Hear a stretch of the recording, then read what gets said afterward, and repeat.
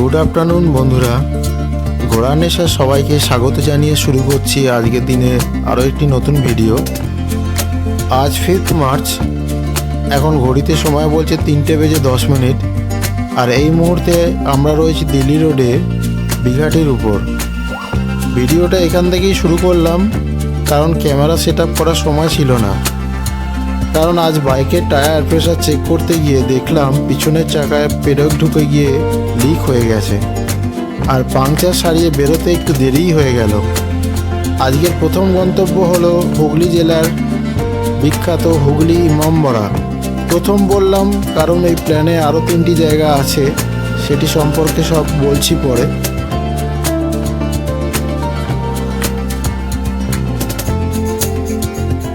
Delhi road এই সময় বেশ ফাঁকাই রয়েছে, গাড়ির চাপ তেমন নেই।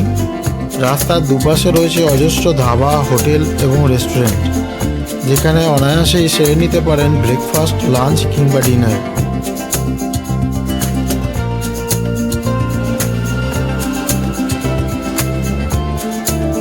আমরা বাইক নিয়ে দিল্লি রোডে সুগন্ধার মোড় থেকে ডান দিকে নিলাম, তারপর চুচুড়া স্টেশনের পাশ দিয়ে পৌঁছে গেলাম খাদিনা মোড়। সেখান থেকে বাঁদিকে জিটি রোড ধরলাম। কিছুটা যাওয়ার পর ডান দিকে নিতে হবে। আর যারা ট্রেনে আসতে চান তারা হাওড়া বর্ধমান মেন লাইনে ট্রেন ধরে হুগলি স্টেশনে নেবে অটো বা টোটো ধরে পৌঁছাতে পারেন ইমামবাড়া। সেক্ষেত্রে দূরত্ব পড়বে 2.5 কিলোমিটারের মতো। আর কেউ হুগলিঘাট স্টেশন থেকেও এখানে আসতে পারেন, সেক্ষেত্রে দূরত্ব পড়বে 1.5 কিলোমিটারের মতো। যেভাবেই আসুন না কেন আসবেন ইমামবাড়া, কী বা দেখবেন জানতে হলে ভিডিওটা স্কিপ না করে পুরোটা দেখতে থাকুন, আশা করি ভালো লাগবে। অনেকেই হয়তো বেশ কয়েকবার হুগলির ইমামবাড়া গেছেন, আমিও তার ব্যতিক্রমী নই। কিন্তু ভিডিওটা বানানোর উদ্দেশ্য একটাই, যারা এখনও হয়তো যাননি বা যাবার প্ল্যান করছেন তাদের কাছে এটি অবশ্যই ইনফরমেটিভ হতে চলেছে।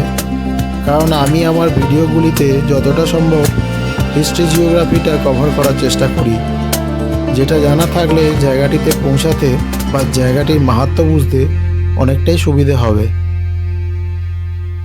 দেখতে দেখতে পৌঁছে গেলাম হুগলির ইমামবাড়া। বাইক পার্কিং করে এগিয়ে চললাম মূল গেটের দিকে।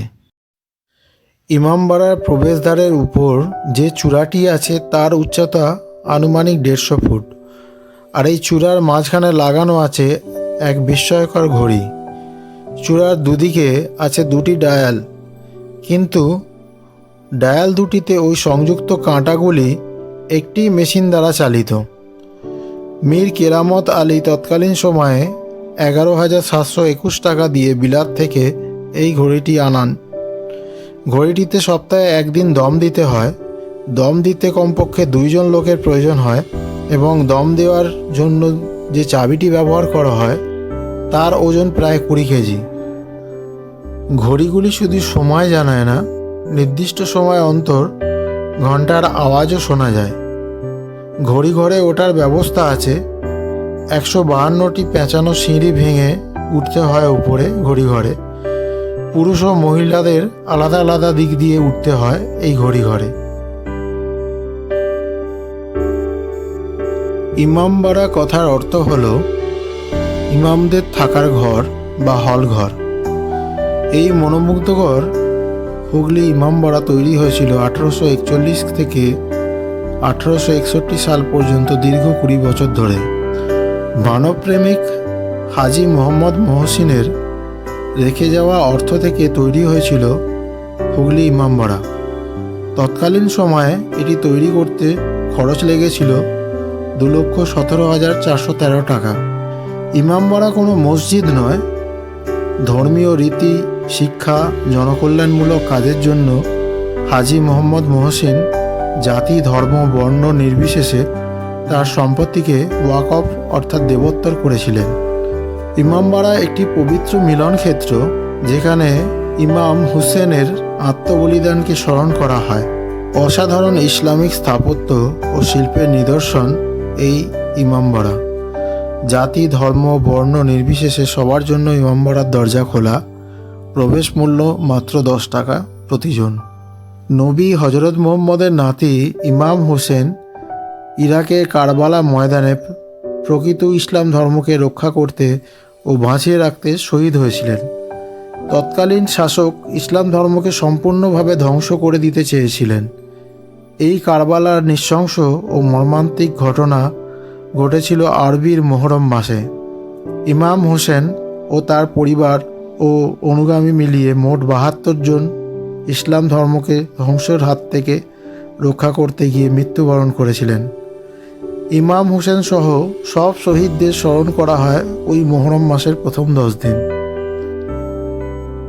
প্রবেশ করেই চোখে পড়বে দুদিকে দ্বিতল বিশিষ্ট ভবন, যেটিতে বর্তমানে একটি মাদ্রাসা চলে। একতলায় বিভিন্ন স্তম্ভগুলিতে ঝুলছে বিভিন্ন রঙের লণ্ঠন, যা কালের বিবর্তনে অনেকটাই মলিন হয়ে পড়েছে। ভবনটির বিভিন্ন জায়গায় পলেস্তারা খসে পড়েছে, যা বর্তমানে রিনোভেটের কাজ চলছে।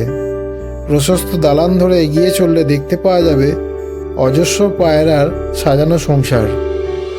ইমামবাড়ার উপাসনালয়ের ভিতরে রয়েছে রং বেরঙের ঝাড় লণ্ঠন। উপাসনা ঘর জুড়ে লেখা রয়েছে কোরআন শরীফের আয়াত ও মক্কা মদিনার ছবি। তার ভিতর আছে প্রার্থনা ঘর, যেখানে ধর্ম নির্বিশেষে সবাই প্রার্থনা করতে পারেন। চারি দালান বলে পরিচিত এই প্রার্থনা কক্ষ। ইমামবাড়া থেকে নদীর দিকে যেতে দেখতে পাবেন এই সূর্য ঘড়ি। সূর্যের গতিবিধির উপর নির্ভর করে এই ঘড়ির সময়। কালের বিবর্তনে এটাও যে অতীত, তা বর্তমান সময় জানান দিয়ে যাচ্ছে।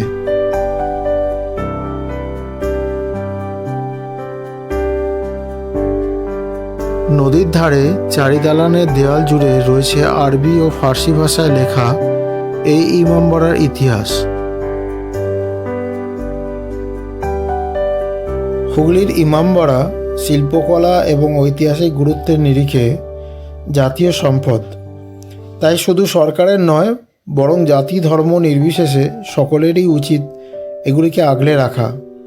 আমাদের এই ছোট্ট প্রচেষ্টাকে আরও সফল করে তুলতে চ্যানেলটা সাবস্ক্রাইব করে রাখুন এবং বন্ধুদের মধ্যে শেয়ার করুন।